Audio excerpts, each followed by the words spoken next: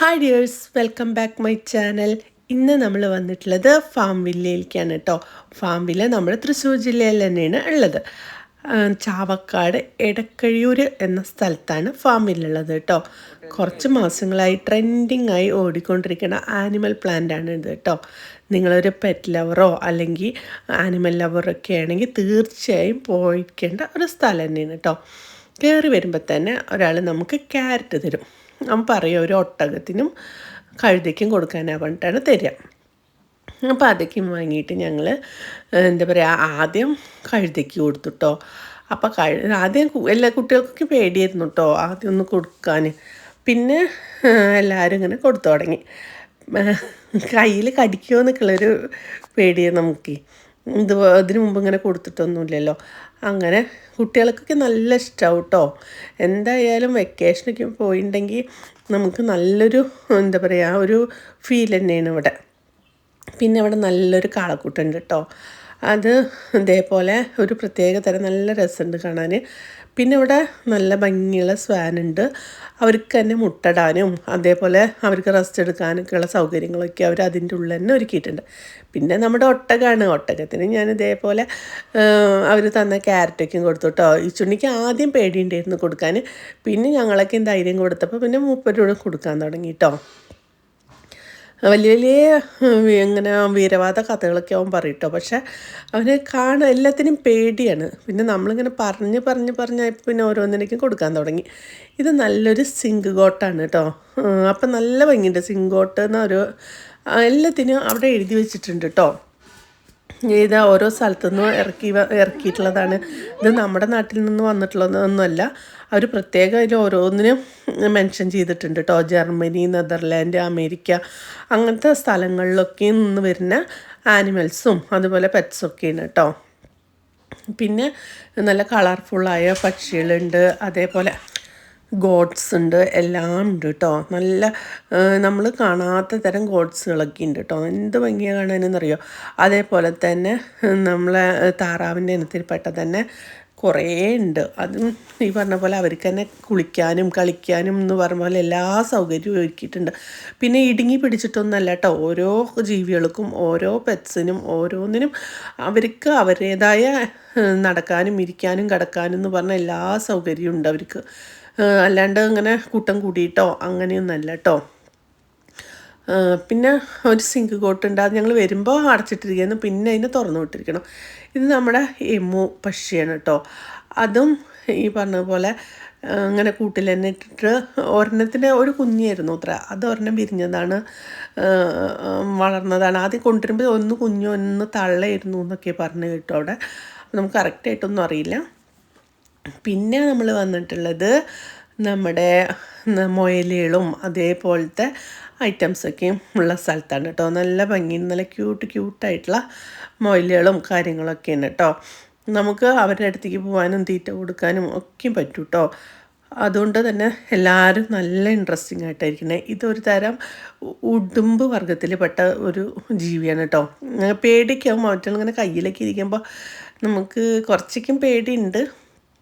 എന്നാലും ഇതൊക്കെ നമുക്ക് ഓരോ ഫീലല്ലേ. അപ്പം എല്ലാത്തിനും ഞങ്ങൾ കയ്യിലെടുക്കും എന്തൊക്കെയും ചെയ്ത്. പേടിയില്ല എന്നൊന്നും പറയാൻ പറ്റില്ല, പേടിയൊക്കെയുണ്ട്. അപ്പോൾ എസമോളും ഇതേപോലെ എല്ലാവരെയും തൊട്ട് തലവണ്ട്. ഇച്ചുവിൻ്റെ കയ്യിൽ ഇതുപോലെ ഈ പക്ഷീനെ വെച്ച് കൊടുക്കാൻ പറഞ്ഞപ്പോൾ അവന് പേടിയായി കേട്ടോ. പിന്നെ ഞാൻ എൻ്റെ കയ്യിൽ അവരിങ്ങനെ അത് വെച്ച് നമ്മുടെ കയ്യിൽ വെച്ച് തരാനായിട്ട് തന്നെ ഒരാൾ നിൽക്കുന്നുണ്ട് അവിടെ. അങ്ങനെ ഞാൻ ഒരു യെല്ലോ കളറിൽ പെട്ട ഒരു പക്ഷീനെ കേട്ടോ. അതിൻ്റെ പക്ഷിയുടെ പേര് എനിക്ക് ഓർമ്മയില്ല, അവിടെ എഴുതി വെച്ചിട്ടുണ്ട്.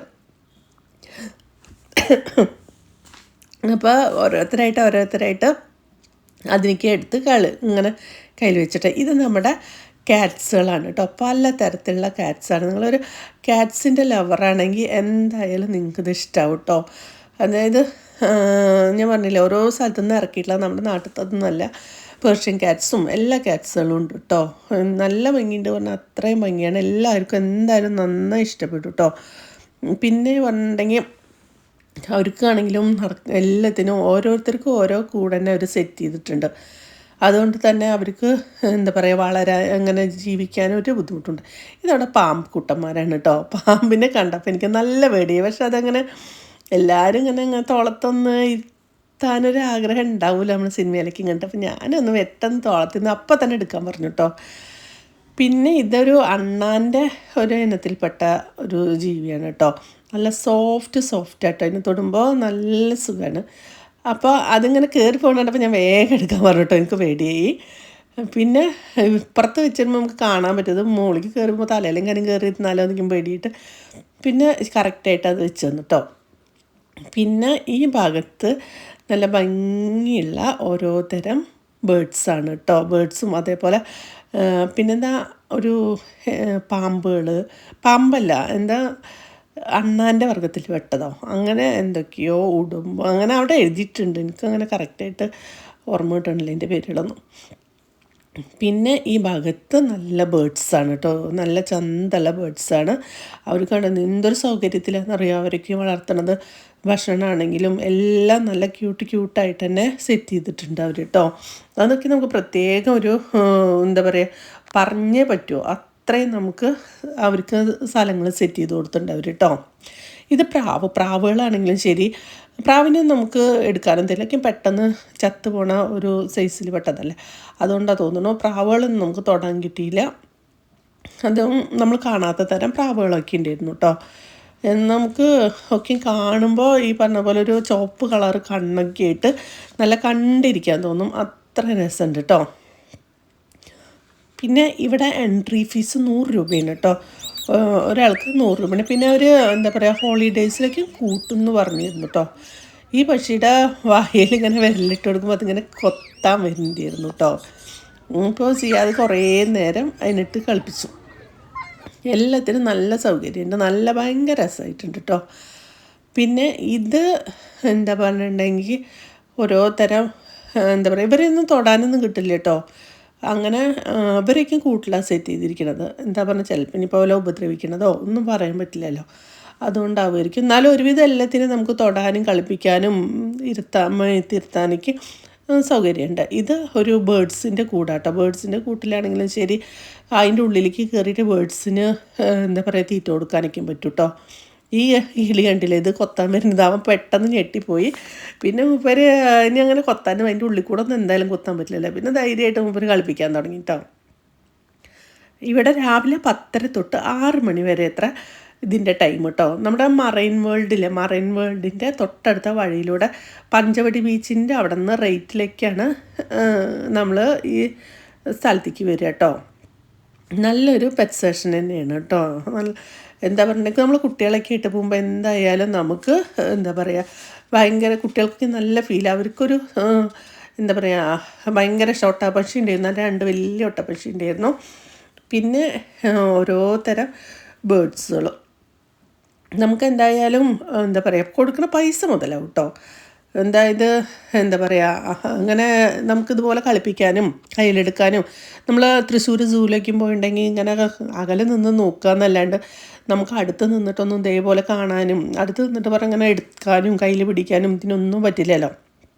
അപ്പോൾ ഇവിടെ അങ്ങനെയല്ല എല്ലാത്തിനും. പിന്നെ സബ്സ്ക്രൈബ് ചെയ്യാൻ മറക്കരുത് കേട്ടോ.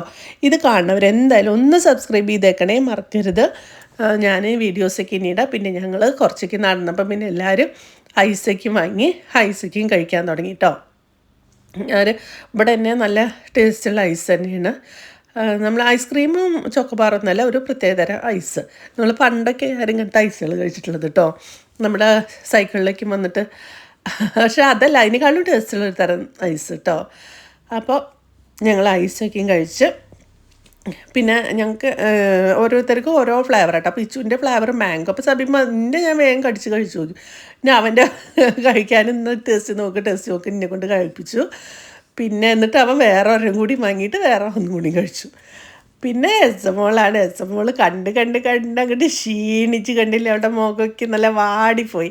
അവൾക്ക് നല്ല ഇഷ്ടമായി കേട്ടോ. എല്ലാത്തിൻ്റെയും അടുത്ത് കൂടെ ഇതാ കണ്ടാവും ഇവരെ അടുത്ത ഐസ് വാങ്ങിയിട്ട് ഇന്ന് കഴിക്കുക ചെയ്യണത്. ആദ്യത്തെ മാംഗോ ഫ്ലേവറാണ് വാങ്ങിയത്. പിന്നെ അവൻ വേറെ എന്താ പറയുക ഫാഷൻ ഫ്രൂട്ടിൻ്റെ ഇതിൻ്റെ ഫ്ലേവർ വാങ്ങി. അങ്ങനെ എല്ലാം നടന്ന് കണ്ട് അത്യാവശ്യം കാണാനുള്ളതൊക്കെ ഉണ്ട് കേട്ടോ. അവർ 3 ഏക്കർ ഉണ്ട് ഇത്ര മൊത്തം. അതിൽ 1 ഏക്കറിൽ ഇപ്പോൾ സെറ്റ് ചെയ്തിട്ടുള്ളൂ കേട്ടോ. പിന്നെ ഒരു അവിടെ